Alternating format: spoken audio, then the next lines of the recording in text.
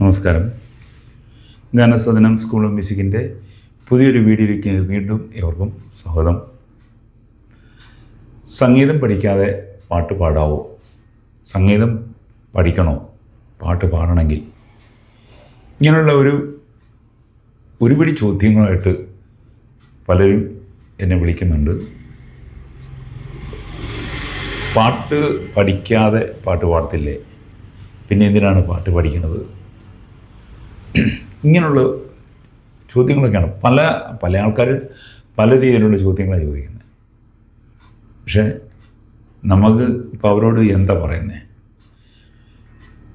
പാട്ട് പാടണമെങ്കിൽ പാട്ട് പഠിക്കണമെന്നില്ല, അത് സത്യം. പക്ഷേ പാട്ട് പഠിക്കണമെങ്കിൽ പാട്ട് പാടണം. പാട്ട് പാടുന്നവർക്ക് പാട്ട് പഠിക്കാൻ പറ്റുള്ളൂ.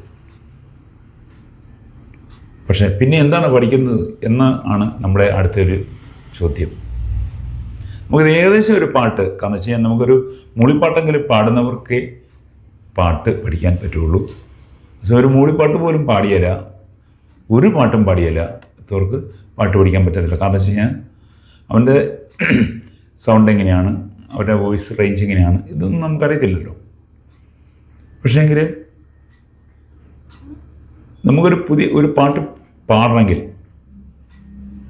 പാട്ട് പഠിക്കണമെന്ന് നിർബന്ധമില്ല. കാരണം എന്തേരം ആൾക്കാർ പാട്ട് പഠിക്കാതെ എന്തേരം ആൾക്കാർ പാട്ട് പാടുന്നുണ്ട്. അത് ജന്മസിദ്ധമായിട്ട് കിട്ടിയിരിക്കുന്ന ഒരു കഴിവാണ്. പക്ഷെ അവർക്കാണ് പാട്ട് പഠിക്കുന്നതിൻ്റെ ഗുണം. അപ്പം എന്താണ് അതിൽ വരുന്ന കാര്യം? മ്യൂസിക് എന്ന് പറഞ്ഞൊരു സയൻസാണ്, സൗണ്ടിൻ്റെ ഒരു സയൻസാണ് മ്യൂസിക്. അപ്പം എന്ന് പറഞ്ഞാൽ ഇപ്പോൾ നമുക്ക് ഒരൊറ്റ ചോദ്യത്തിൽ നമുക്കിതിനെ പറയാം. ഇംഗ്ലീഷ് നന്നായിട്ട് സംസാരിക്കുന്ന ആൾക്കാരുണ്ട്, ഫസ്റ്റായിട്ട് ഇംഗ്ലീഷ് സംസാരിക്കും. പക്ഷെ അതിൻ്റെ ഗ്രാമർ അറിയാതെ സംസാരിക്കുന്ന ആൾക്കാർ ഒത്തിരി ഉണ്ട്. പക്ഷെ ഗ്രാമർ അറിയത്തില്ല. അപ്പോൾ അങ്ങനെ ആകുമ്പോഴേക്കും നമുക്ക് ഒരു സ്ഥലത്ത് ആരെങ്കിലും ഗ്രാമറിനെ കുറിച്ച് നമുക്കൊരു ചോദ്യമോ അല്ലെങ്കിൽ അതിനെക്കുറിച്ചൊരു ചർച്ച വരുവാണെങ്കിൽ നമുക്കറിയത്തില്ല, ഗ്രാമർ അറിയത്തില്ല, ഇംഗ്ലീഷ് സംസാരിക്കും എന്ന് പറഞ്ഞാലാണ് പാട്ട് പാടും. പക്ഷേ എന്താണ്, അതെങ്ങനെയാണ്, അതെന്താണ്, എങ്ങനെയാണ് അതിൻ്റെ അകത്തെ കാര്യങ്ങൾ, ഇതിനെക്കുറിച്ചൊന്നും നമുക്കറിയത്തില്ല. ആ പാടുന്ന ആൾക്കാർക്ക് അറിയത്തില്ല. അതാണ് മ്യൂസിക്. ഞാൻ ആദ്യം പറഞ്ഞല്ലോ, മ്യൂസിക് ഒരു സയൻസാണ്. അപ്പം ഇതിലെ കാര്യം സപ്തസ്വരങ്ങൾ, സരിഗമ പദനി എന്ന് 7 സ്വരങ്ങളേ ഉള്ളൂ. ഈ 7 സ്വരങ്ങൾ സായിക്കും പായിക്കും ഓരോ സ്വരങ്ങൾ രി ഗ മ ദ നി, ഈ 2 സ്വരങ്ങൾ. രി 2 രീതിയിൽ, ഗ 2 രീതിയിൽ, മ 2 രീതിയിൽ, ദ 2 രീതിയിൽ, നി 2 രീതിയിൽ. ഇത് അങ്ങനെ 12 സ്വരസ്ഥാനങ്ങൾ. ആ 12 സ്വരസ്ഥാനങ്ങളാണ് കീബോർഡിൽ അല്ലെങ്കിൽ ഹിന്ദുസ്ഥാനി സംഗീതത്തിലൊക്കെ ഈ 12 ശ്രുതിയാണ്, അല്ലെങ്കിൽ 12 സ്വരസ്ഥാനങ്ങളാണ് ഉൾപ്പെടുത്തി പാട്ട് പഠിക്കുന്നതിന് ചുറ്റപ്പെടുത്തിയിരിക്കുന്നത്, പാട്ട് പഠിക്കുന്നത്. പക്ഷേ കർണാടിക് മ്യൂസിക് അതിൽ വ്യത്യസ്തമാണ്. അത് 16 സ്വരങ്ങളുണ്ട്. ഈ 7 സ്വരങ്ങൾ തന്നെ 16 സ്വരങ്ങളായിട്ട് മാറുന്നുണ്ട്. സരിഗമപദനി മാത്രമേ ഉള്ളൂ. രി 3, ഗ 3, മ 2, ദ 3, നി 3. ഇങ്ങനെയാണ് കർണാടിക് മ്യൂസിക്കിൽ സ്വരങ്ങളെ ചുറ്റപ്പെടുത്തിയിരിക്കുന്നത്. അപ്പോൾ ഈ 16 സ്വരസ്ഥാനങ്ങൾ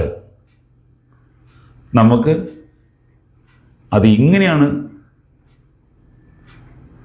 പാടേണ്ടത്, ഏത് രീതിയിലാണ് അതിന് നമ്മൾ ഓരോ സ്വരങ്ങൾക്ക് ഗാപങ്ങൾ അല്ലെങ്കിൽ സംഗതികൾ കൊടുക്കേണ്ടത്, ഇങ്ങനെ ഒത്തിരി കാര്യങ്ങളെക്കുറിച്ച് നമുക്ക് പഠിക്കുകയും പിന്നെ ആ സ്വരസ്ഥാനങ്ങൾ നമ്മളെ തൊണ്ടയിൽ സാധനം ചെയ്ത് ഏത് നിമിഷവും ഏത് രീതിയിൽ ഏത് സ്പീഡിലും തൊണ്ടയിൽ നമുക്ക് വരുത്താൻ പറ്റുന്ന രീതിയിൽ നമ്മളെ വാർത്തെടുക്കുന്ന അല്ലെങ്കിൽ മോഡിഫൈ ചെയ്തെടുക്കുന്നതാണ് സംഗീത പഠനം കൊണ്ട് ഉദ്ദേശിക്കുന്നത്.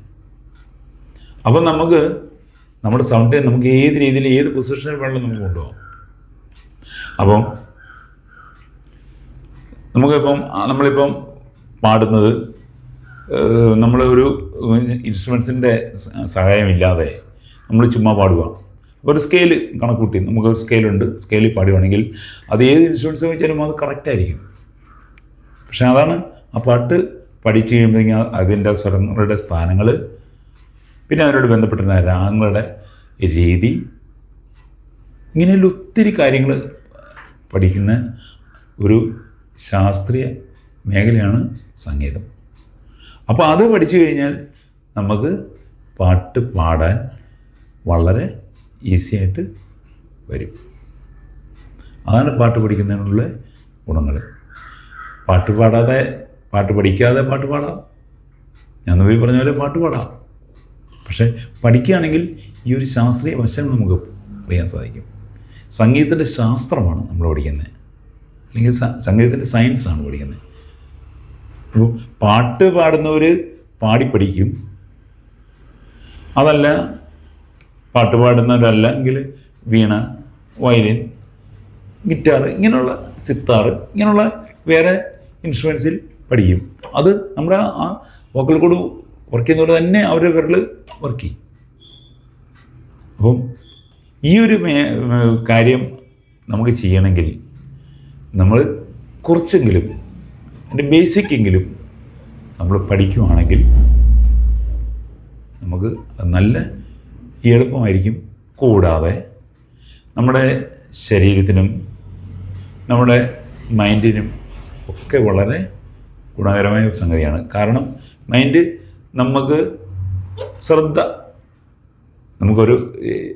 ഒരേ രീതിയിൽ നിർത്താൻ, നമ്മുടെ ശ്രദ്ധ മാറിപ്പോകാതെ അതിനെ കറക്റ്റ് രീതിയിൽ കൊണ്ടുവരാൻ നമുക്ക് ഒരു കപ്പാസിറ്റി കിട്ടും സംഗീത പഠനത്തോടെ. കൂടാതെ എന്താണെന്ന് വെച്ച് കഴിഞ്ഞാൽ നമുക്ക് ബ്രീത്തിങ് കപ്പാസിറ്റി നമുക്ക് കിട്ടും, ശ്വാസം പിടിച്ചു നിർത്താനുള്ള കഴിവ്. അങ്ങനെ ശരീരത്തിന് തന്നെ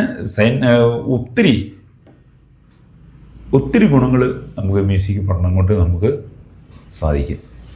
അതുകൊണ്ട് നിങ്ങൾ ഈ ഒരു ചോദ്യം ഇനി ചോദിക്കാൻ ശ്രമിക്കരുത്. കാരണം സംഗീതം പഠിച്ചാലേ പാടാൻ പറ്റുള്ളൂ, അല്ലെങ്കിൽ സംഗീതം പഠിക്കണോ, ഇങ്ങനെയുള്ള ചോദ്യങ്ങൾ.